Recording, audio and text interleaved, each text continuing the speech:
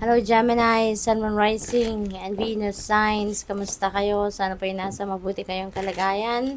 Welcome back po sa Star Tarot. Kung bago kayo rito, welcome din kayo. Thank you for your support. I truly appreciate it. God bless you all, Gemini. Paunang mensahe po ninyo ay 8 of Inspiration. Ayan, this is a fast-moving energy. Parang flash itong dumadaan sa harapan ninyo.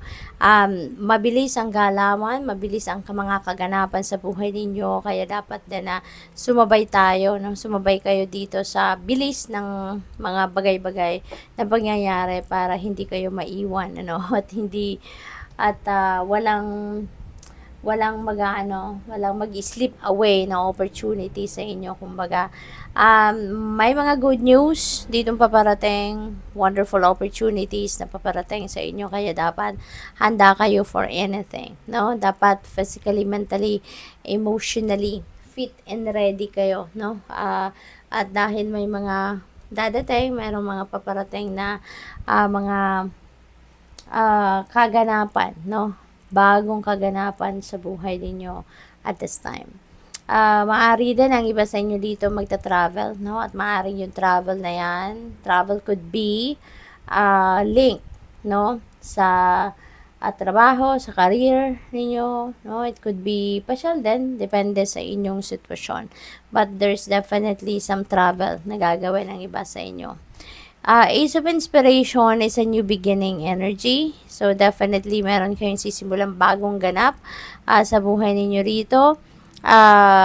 Maaari din na meron kayong mga bagong ideas dito na lalabas. May isip kayong mga bagong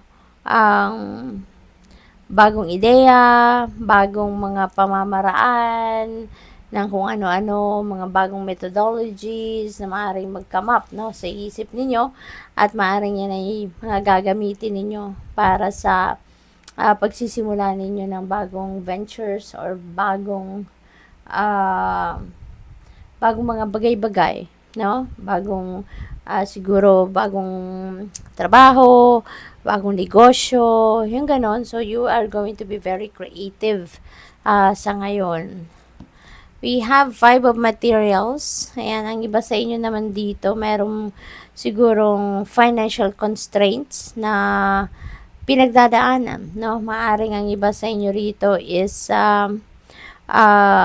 baka may problema pagdating sa pera, baka nagkukulang sa pera, or pwede rin naman na wala naman talagang problema sa pera, but maaring nagne-negative thought lang kayo, at yung worries ninyo is surrounding your money matters. So, probably ganun ang ganap dito, no? What else? We have Empress. Ayan. May problema kayo sa pera, meron kayong pagkukulang sa budget, huwag kayong mag-alala, no? We have Empress energy, and Empress energy is about abundance and prosperity.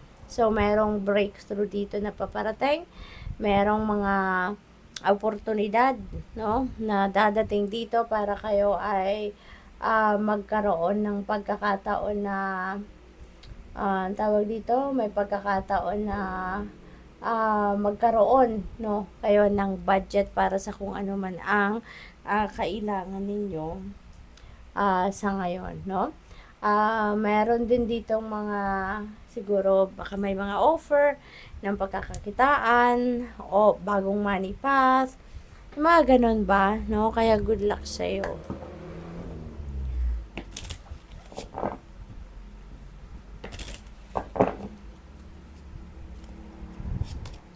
We have Unicorn. Sabi dito, success, hope, freedom, healing, and magic are all available to you if you just believe. See? Kasi lagi nating tatandaan na kung ano yung pinaniniwalaan natin, yun ang magmamanifest sa buhay natin. Kasi kung anong pinaniniwalaan natin, yun ang nasa isip natin, yun ang nasa damdamin natin. So, yun talaga ang kind of energy din na maa-attract natin, no? We will be attracting opportunities, no, related to those. Kaya most likely, no, siguro magbabago din ang paniniwala ninyo, magbabago din yung perspective ninyo, And soon, no, magkakaroon kayo ng tagumpay, ng pag-asa, diba, ng healing and magic, no? And things are going to change for the better, and things are going to change magically, no? Cracker, positive energy surrounds you, love, joy, and good fortune await. So, talagang magiging maganda, no? Ang ganap sa buhay ninyo, you are going to attract more positive things, situations, and energies.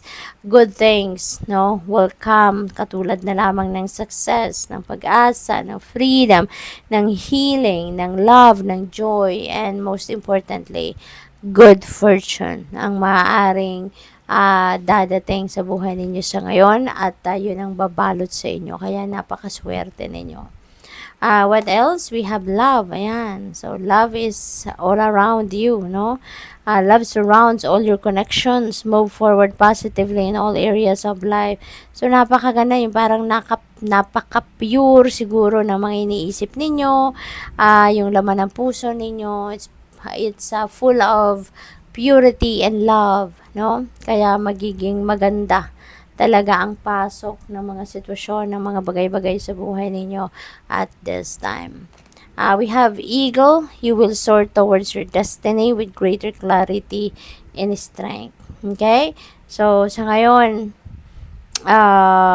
feels like nahanap nyo na ngayon yung clarity of thought. Nahanap nyo na ngayon yung courage and inner strength ninyo from deep within you. Kaya parang matatag, matibay na kayo, na lilipad sa ngayon, no? You are going to spread your wings and fly high, no? Sa ngayon. Kaya kung ano man itong mga binabalak ninyong gawin, ano man yung mga dreams ninyo, goals ninyo, it feels like to me that you are heading towards towards realization of those, at maaring yun mga dreams and goals ninyo might be in alignment, no, with your destiny. Kaya aayunan kayo rito ng universe, tutulungan kayo, susuportahan kayo. Uncovering treasure beneath the surface lies great bounty. Meron kayong madidiskubre, meron kayong mabubuksan, no, na treasure, na kayamanan. Pwedeng material na bagay ito, pwedeng kaperahan na madidiscover ninyo, or pwedeng golden opportunity. Ito, Gemini. What else? We have wandering path. Enjoy the journey. Okay? Enjoy ninyo yung journey of life ninyo. Kasi nga, diba, sabi, it's not the destination that matters, but it is the journey, no? Ayun ang mahalaga. Kasi dyan talaga, nandyan yung excitement, diba? Nandyan yung saya, nandyan yung hirap, nandyan yung ginhawa sa journey ninyo, no? Kumbaga, icing on the cake na lang yung destination. But it is definitely the journey that really matters sa buhay. Okay? What else? We have begin now. Take your first step. Okay? Kung meron kayong mga plans, no, sa ngayon, simulan nyo na. Okay? Now is the time that you need to take the first step. Alright? Ngayon na ang panahon para magsimula kayo. Habang nandiyan yung mga oportunidad, magsimula na kayo, gawin na ninyo. At wag na kayong magpatumpik-tumpik pa, wag na kayong magantay pa ng kung kailan.